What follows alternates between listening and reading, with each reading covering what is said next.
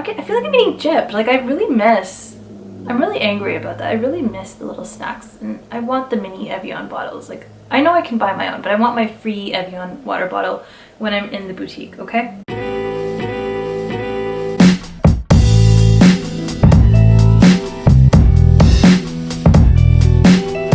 Hello everyone and welcome back to a brand new video. If you're new here, my name is Jasleen, and if you're a returning subscriber, welcome back. So I've been a little bit behind with filming, so I'm not uploading on Saturday as I used to because it's Sunday today and I'm filming today, so hopefully I'll get this video up by today, otherwise it'll be tomorrow. But sometimes just things get in the way and you just get really tired and lazy, so apologies for that. But I thought I'd do this video because it is quite a very important topic, and especially given today's context, I think it's good to discuss this, and it's, would you buy pre-loved? And I get this question from some people on Instagram, and they ask, well, would you ever consider buying a pre-loved handbag?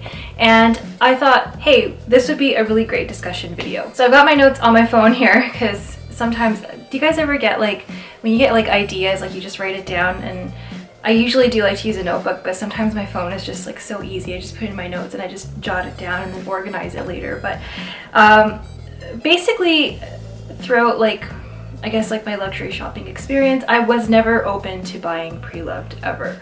And there were definitely some valid reasons why I didn't want to, but that has changed, okay? So I'm gonna go over the pros and cons of buying pre-loved versus buying fresh from the boutique, and then maybe look at it with the lens of today's context, you know, what we're going through these days, and then reassess that decision. So especially during the pandemic, when like the in-store shopping experience has changed, it's really got me to reassess whether I really want to buy in-store anymore. Pre-loved is like a fancy or fruity or a very nice way of saying that something is used, okay? Because used, when you use the word used, it gives you the images of like sleazy used car sales places, or buying a used car, buying a clunker, and you know, it gives us those negative thoughts. So people start to use the term pre-loved. But pre-loved, pre-owned, whatever, it's used, okay? It's a used item, and that's totally okay. As I've said, we normalize buying used cars, we normalize buying used appliances, we buy houses that are not brand new, that they have been lived in before. So if it's a luxury item or if it's a pricey item, it's okay if it's not brand spanking new from the dealer, from the store, from the builder. It really isn't. We've normalized all those things. So why not handbags? So there was a little bit of an unspoken taboo about buying used items, and I don't feel that's the case right now because there's a lot of talk in social media and YouTube, and there's a lot of YouTubers that buy pre-owned handbags and they advertise on behalf of the consignment store or from the platform, and it's made the idea of buying pre-owned or pre-loved or used handbags more normal. And we have groups, we have online Facebook groups where people, you know, buy, sell, and trade some of these things. So it's become a lot more widely accepted than I guess many years ago, and I didn't even come to know that you could buy pre-loved luxury until I saw it on YouTube. I live in Canada, and I was not aware of any of the platforms that sell these used handbags. I didn't know about websites. I didn't know about consignment shops that we've had in the city for years and years and years. Maybe I was living under a rock and I had no idea, but there have been consignment stores in existence for many years, and I always thought that those were only for vintage items. Like when people were buying vintage bags, that was a big thing. Like when I was at university, that people were really sporting vintage coats and, you know, vintage accessories that weren't necessarily from a luxury brand, but they were from, you know, 20, 30 years ago, and that was cool, okay? So it started to become cool, but I had no idea that you can buy, you know, luxury, pre-owned, pre-loved, or used handbags from brands like Chanel, from Louis Vuitton, from Dior, from Hermes. I didn't know that you can buy it from Yves Saint Laurent. I didn't know all those things. I just thought that, you know, you had to buy it in store. And because it's become widely accepted, and especially now, I mean, I don't know about you guys, but like given this whole pandemic and like really, you know, I guess It's given us a chance to really filter out the stuff that we don't want. It's kind of given us a way to like filter out people that we don't want to be close to anymore.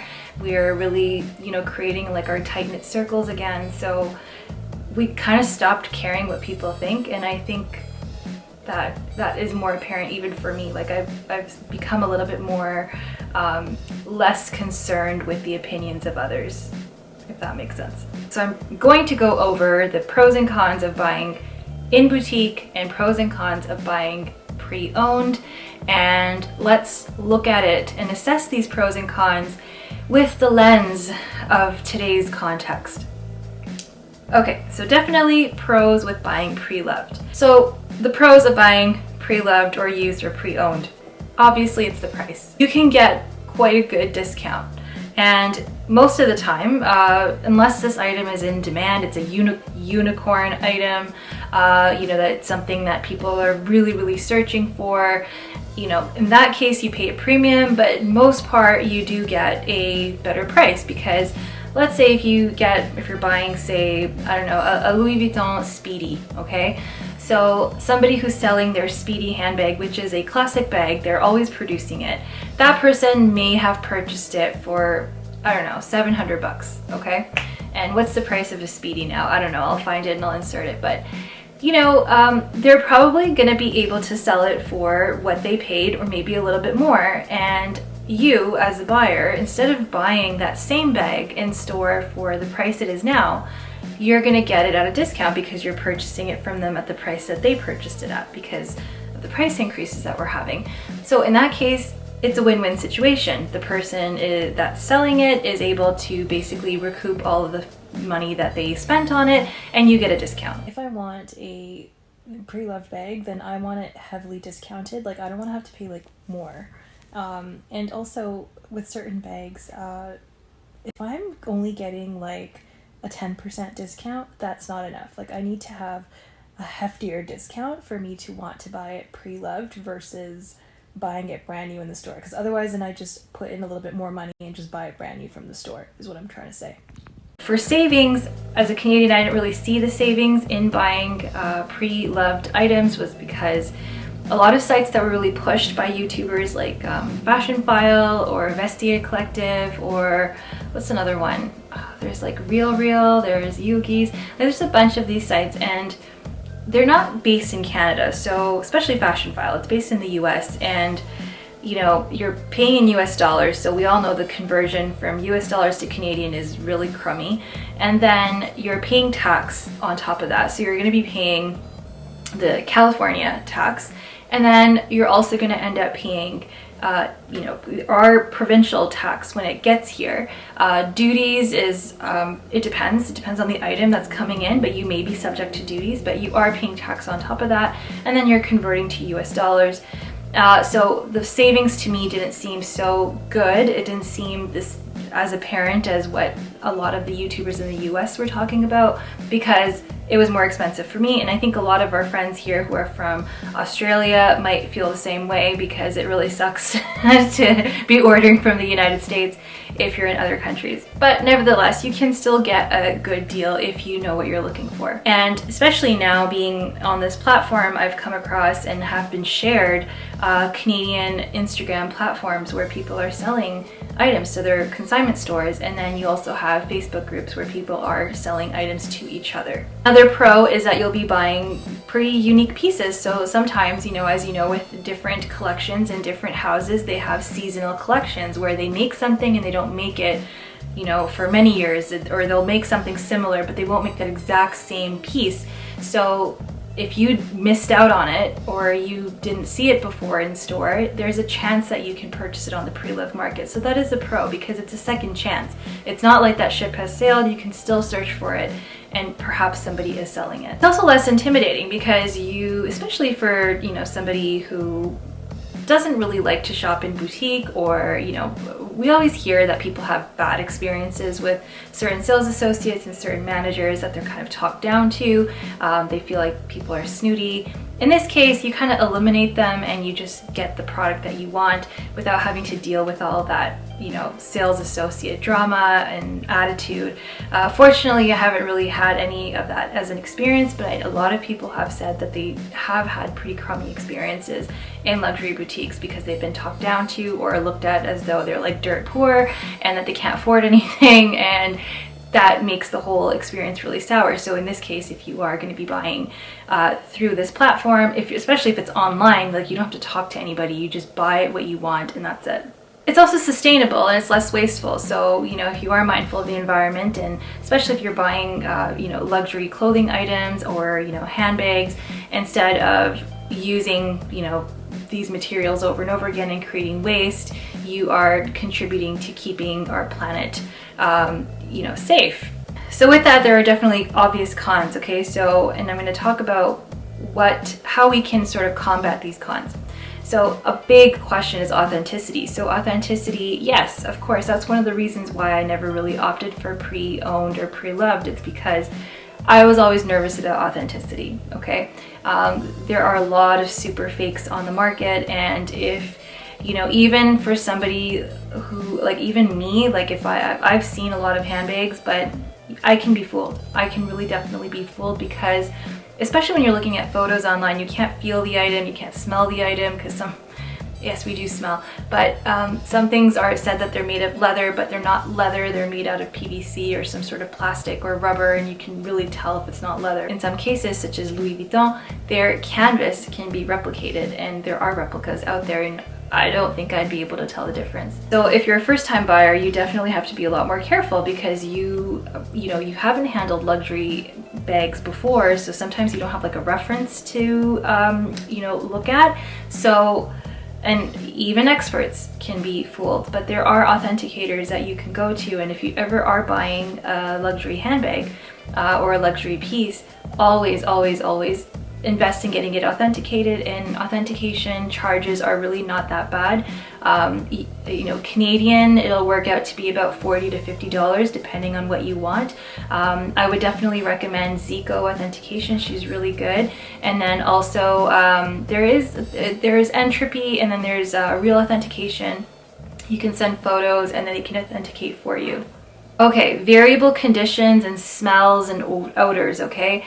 So used doesn't mean abused, okay? So we think about used items and we're like, ugh, like the germaphobes in us, especially with the pandemic, you don't want something that somebody else touched. But I think about it and I'm just like, well, first of all, you're not going to buy a completely battered piece, okay? It's not going to sell well. You might get a very, very good deal on it, but you're probably not going to be buying something that is absolute junk, okay? We have this idea of like used cars where you have a clunker and it's rusted, and you know, cars are, you know, it's technology, it's machinery, it rusts, it goes bad, sometimes, you know, it can stop working, so we have this sort of negative image of that. But with, you know, handbags, like they're leather handbags, like there's not really much that will go wrong unless it's been abused, okay? So I think about it, you know, even people like myself, I know there's a lot of you on here who are just like me, and we take really good care of our things, like our handbags. Like my bags look pristine. It's not that I don't use them, I do use them, but they are pristine. I keep the packaging, I keep everything. I keep the shopping bag, the ribbon, the tissue. So if I was ever going to sell, the person who will be buying will be getting close to the boutique experience because it is just in just such good condition. So there are people like me out there that also take really good care of the things, and maybe they're selling because they change their mind or they have too many items and they want to scale down. So there's a lot of people out there that are selling for that reason. And then, you know, smells and odors and things like that. I don't even know if this is a thing, but apparently when you shop for these items, these are questions that you have to ask. Like, was it in a house that, you know, somebody was smoking in, where there are pets? So odors is a big thing. So that's something that you do have to look out for, but it's not that bad because when I look at my things and I'm like, wow, like they're super pristine. There are pristine items on the market as well, and you can get them at a discount. The con with you know, pre-owned items, like if you didn't originally buy it from the boutique, is that you can perhaps get some pushback when trying to get it serviced. So let's say if there was a repair that has to be done, or if there's a defect, and it could be that the boutique turns you away because you weren't the original purchaser of that item. But in the cases of something like a recall, I know with Louis Vuitton, their Pochette Métis bags had glazing issues, and there were a few people that I saw on YouTube that purchased these Preloved and were still able to get their bags replaced or fixed, despite them not being the first buyer, that they were the second buyer. So it really depends on the situation, but just bear in mind that you probably won't get the same after sales service at the boutique, but arguably speaking, a lot of boutiques are terrible at their after sales. So, you know, again, it really depends. I talked about fashion file, and I talked about like additional fees and duties and all that, and sometimes you end up paying more than you anticipated or more than was advertised for that certain bag. So it really sucks because, I mean, if I say, let's say if I was going to order something from a US based site or something internationally, and it gets here, and you know, it could be that I will pay duties, I might pay taxes on top, and then of course conversion fees. But then what if I had to send that back, right? So if I send it back because I didn't like it, or if it wasn't, you know, according to my standards, then I lose out on those fees. So that's something that you do have to keep in mind. And then segue from that, returns can be a bit of a hassle. So I know these platforms do allow returns. I think the Real does not allow returns at all. It's always final sale. So it's a little bit tricky because you're ordering from photos, and if it comes to you and it's not great condition, then it kind of sucks because you're stuck with it. But other platforms do allow for returns, but again, you're going to probably lose out on the taxes that you paid. There is a way that you can apply to get that back, but I've done that before, not with like pre-loved items, but with something else that I ordered from the US, and I returned it and submitted that application and never saw that money again. I lost like $200 on duties and taxes. So that's something that you want to keep in mind.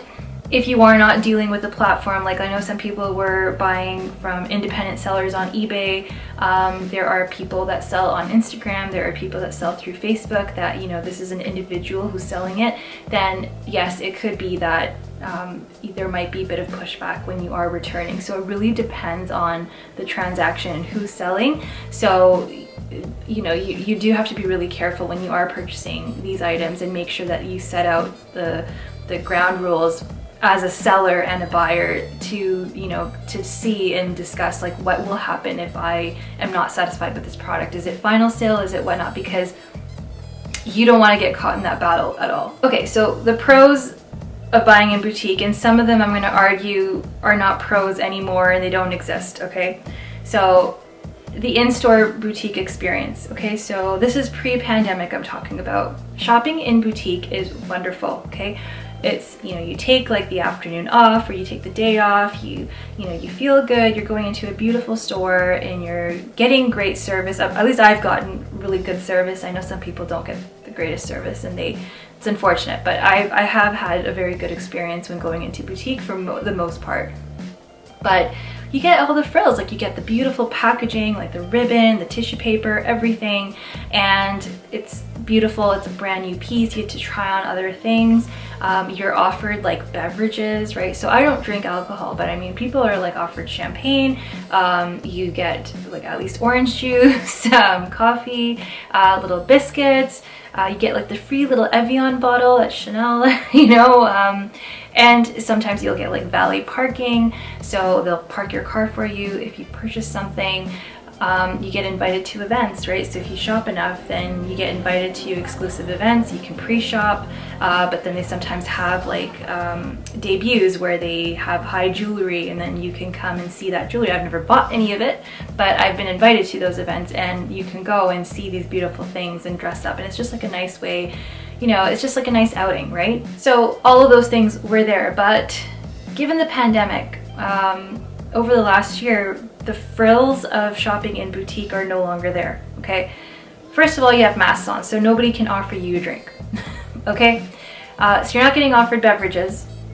Obviously nothing to eat. I mean, Hermes apparently gave out chocolates, Dior has macarons, like, we don't get those anymore, okay? So nobody's eating. You can't eat in store, okay? And because you're wearing masks, you don't really see each other. Like, you know, you can't really, the interaction is just not the same. Obviously no valet parking. I know they're starting valet parking up now, but there was no valet parking because of, you know, again, transmission issues and all that. And most of the time you have to shop by yourself because you can't bring a guest. I think now you can, but before it was just one customer in the boutique and that's it. You have to wait in lines now, and before you actually did have to wait in lines too, because if it was busy, like if you're going on a Saturday, then of course there's going to be a lineup, or if it's like launch day. But I mean, now there are lines, so that's kind of, it's frustrating for a lot of people. They don't want to stand in line, or they have kids and it's difficult for them to get out, so they don't have all the time in the world. But that's become kind of crummy, even like the packaging, because of like shipping issues and all that. Like, the boutiques sometimes don't have all the packaging on hand. So you'll just get your bag thrown into a shopping bag without the box. You won't get ribbon. I know for a while in the States they didn't have boxes, so the clients were told, okay, here is your item and then we'll ship you a box after the fact. But it's not part of that experience anymore. You know what I mean? In some boutiques you can't even use the bathroom. Like even at Hermes, like you can't use the bathroom. Chanel you can, but at Hermes you can't. And kind of sucks, because what if you have to pee, right? Like, what if you have to pee? So you can't use the bathroom. The change rooms are closed.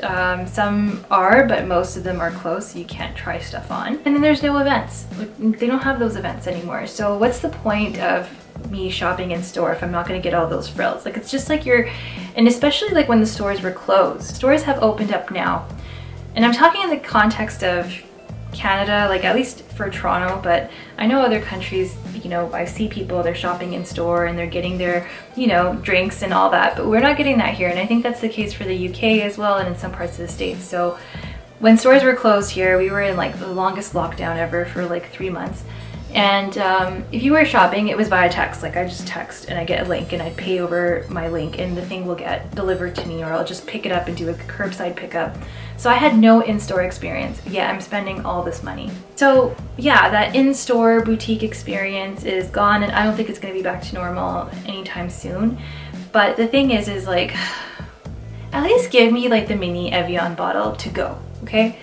At least give me coffee to go. At least give me like snacks. Like, I want the chocolates, okay? Like, give it to me in the bag. I won't eat it in boutique. I'll have it later. Like, as a brown person, we're very hospitable people, okay? We take care of the people that come into our home.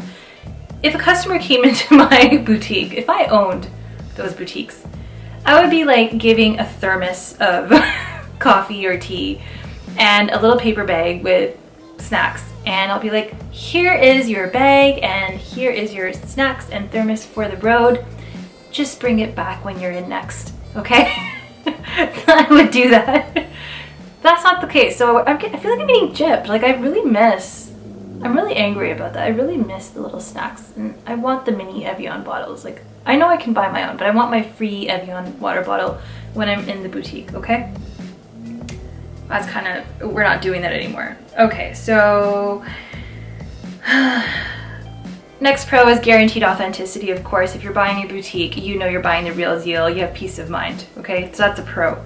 And after sales repair service, I've had very good experience with getting repairs done at Chanel, not so much at Louis Vuitton, and I'll go into that in like another video or whatnot, but for the most part, after sales service is quite good. So I haven't had any issues, but I know some people do, but for the most part, I've had wonderful experience. Like, I even had like my wallet on chain replaced, which I had no you know, expectation for them to do, and they did that. So customer service is amazing, like chef's kiss, okay? Cons of buying in boutique, okay? So cons are price, okay? So it's expensive, it's more expensive, and especially with like the recurrent price increases across all houses, like the prices are just going up and up and up, and it's just more expensive now. So that can deter somebody from buying in boutique, especially if you've been saving up for a while for an item and then all of a sudden that house decides to raise the price. That really sucks. So that's a big con. And it can be intimidating for first timers. I know, like, people have told me that they've had really crummy experiences in boutique, and have not been respected at all. And to them I say, you know what, if you find that you're not being treated well, leave. Like, do not deal with that sales associate. I'm sure you will go on another day and there will be somebody who is very pleasant and very helpful, and you just need to find that right person. So sometimes people, if you go on a really busy day, sometimes it's really hard to find somebody who's nice because they're just overwhelmed, or maybe they are nice but they're so overwhelmed by everything that's happening, because working retail is not easy, okay? Retail is really hard, it's really catty, so sometimes they're probably just not having a good day, and maybe they come across as being unfriendly or cold. So try going on a day when it's not busy, okay? And then you'll really be able to get a sense of what those people are like, and you know, they'll have more time to give to you, and in that way it may be less intimidating. They might have more time to show you things, as opposed to when it's a busy day when they're like, okay, what do you want to see? Okay, here you go. Okay, are you gonna buy it or not, right? Like, you don't get that attitude. You go in, sometimes, you know, they'll show you something and you don't feel obligated to buy. They'll just like, you know, show like different sizes of handbags. They might show you ready to wear. They might show you a lot of things. And then they'll say, you know, whenever you're ready, you know, please come back. I'd love to see you again. And you get that friendly experience when they're not busy, okay? So always go when it's not busy if you are a first-time shopper, because then they can give you a little bit more time. Another con, which kind of stems from my last video about quality, yeah, they don't make them like they used to. There have been declines in quality with various houses, and yes, that is one con right now, because certain bags from older series were made much better than they are today. So, you know, and you're paying more, which kind of boggles my mind, but that is a con. And another con is shopping has turned into a bit of a catty rat race, and especially like now with the pandemic, like it's not as enjoyable. Like, I feel like anybody who wants to buy something and it's in demand or in season, and it's a seasonal limited item, like, you really have to jump through hoops to get it and ask like 10 different people for this item. No, I really am turned off by it. It's just like real estate right now, right? Like, with demand going up, and like there are houses being sold where there's like 14 offers on it and people are bidding, and I don't really like that situation. I'm just like, I can't be bothered. There's bigger things to chase in life than handbags, and I'll have no part of it. Maybe because I already have enough that I don't have this thirst to get the newest it bag, because I've seen throughout, you know, my years that there's always going to be an it bag, and there's always something out. There's always like a new unicorn. I mean, iridescent bags were considered unicorns, but I feel like, especially with Chanel, they're like repeating iridescent bags like nearly every season, metallic bags every season. So they don't seem so special anymore, I'll be honest with you. So it's just like, okay, they call it a unicorn, but there's like another unicorn next season, so I'm not chasing after it. But it really is a turn-off now, right? Like, there's this just, you know, there's like, people have to like buy through other people. Like, so I don't know if like Chanel is just getting more popular, or these luxury houses are just getting more popular, or if like manufacturing has just gone down because of the pandemic, and that's just creating scarcity and then driving demand.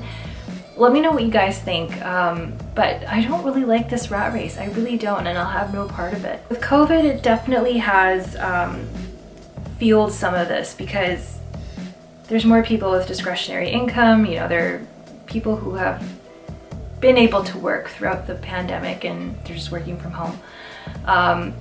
Not people with small businesses who've had a huge loss, which is, you know, terrible, but there are a lot of people that have been still working and earning, and they have discretionary income that they would have spent on other things, but they couldn't because of the pandemic. So now they have like income to spend and treat themselves with luxury. And combine that with factories having less capabilities to produce bags, so that just creates like the perfect storm, okay? It drives up demand.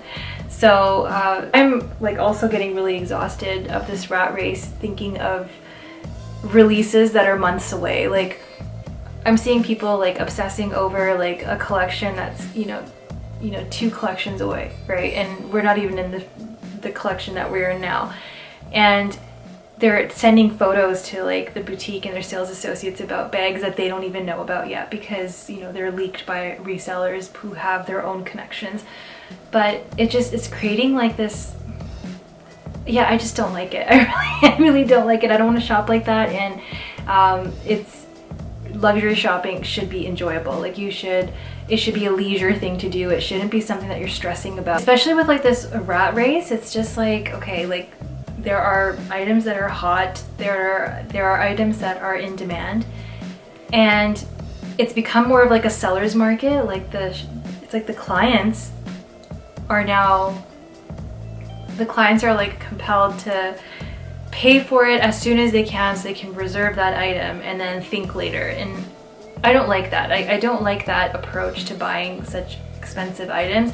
It shouldn't be buy now, think later, or you know, buy now so you can reserve it now and then think later, right? Like it shouldn't be like that, especially with like my experience with that trendy CC in my last video.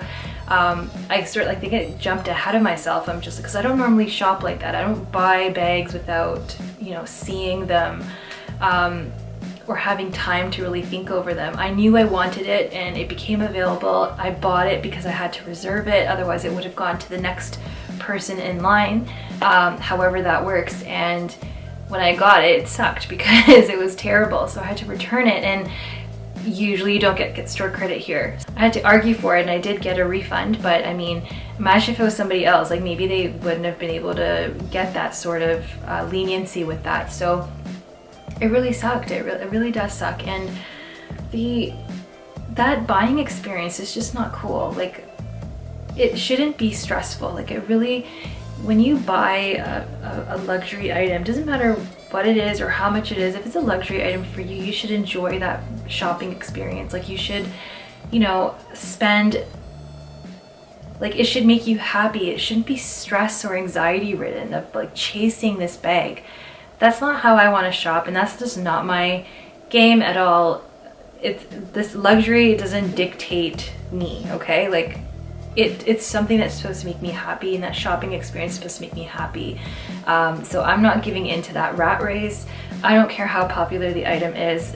If it's gonna make me anxious and it's gonna make me stressed, then I'm not spending money on that. Like there are bigger things to chase in life than these luxury pieces that are far more fulfilling and profitable. So don't waste your mental energy on trying to track down a hot bag, or you know, trying to buy through other people. Like yes, there are shopping tiers, right? There's like, you know, people that self-proclaim themselves as VIPs, and I guess like, yeah, if you shop a lot, you do get priority access to new collections. I've had priority access to new collections. Some of you that I talk to, like we are able to see what's coming in the next collection, okay? And then request or order something, or get first dibs on something, okay? And like it shouldn't, I feel like people are having to be at the mercy of people, I guess like me, I don't know, to get access to these items, and I don't think it should be like that. So how I've shopped in the past is, if it's meant for me, it's meant for me. Like, and anything that I've bought, I never really had to chase, okay? Certain items that have been hard to find, like sometimes I just walk into boutique and they're there, okay? So if you recall the long gold CC earrings, drop earrings, I walked into boutique, I wasn't planning on shopping, and I asked for them and they had them, okay? And these are earrings that are incredibly hard to find, so if it'll be there. There are certain bags that have been popular, but you know, I didn't really consider this whole rat race, and I would walk into boutique and they'll have it on the shelf and I'll buy it, right? Like it wasn't something I had to beg and plead for, or maybe I just didn't know better before. Like maybe you know, I was more into classics, but the only thing I really chased, I think, was those the Paris button collection, those big gold CC dangle earrings that Canada did not order. and now they're a repeated collection, so now we can buy them here. They're still hard to find, but they'll come back. But I was able to, you know, the most chase I had to do was contact the boutiques I've shopped at, and a boutique that I shopped in France agreed to ship it to me, and that was a total fluke, okay? Given today's context and given, I guess, my shopping experience and my shopping history, I'm totally open to purchasing Preloved. I really am. And it's because I've already had enough of that boutique experience. Like I've had it, I've enjoyed it, and I've shopped without it, especially over the last year. I've shopped without that in boutique experience because I've purchased things over text and things were delivered for me. So I'm open to purchasing Preloved because, you know, you're not getting the full in-store experience these days anyway. I have a feel for what an authentic bag feels like, so I have a little bit more confidence when I'm shopping, and it doesn't mean that I won't get anything authenticated. I definitely will get stuff authenticated, but definitely less intimidating than if I was a first-time shopper.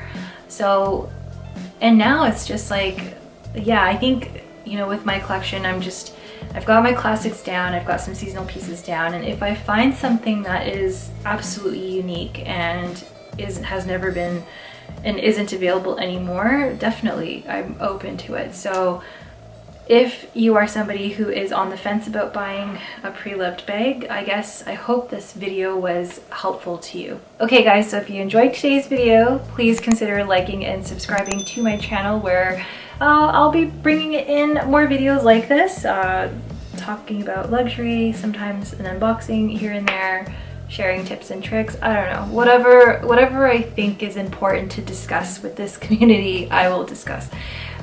So be sure to do that, and I will see you in my next video. Bye.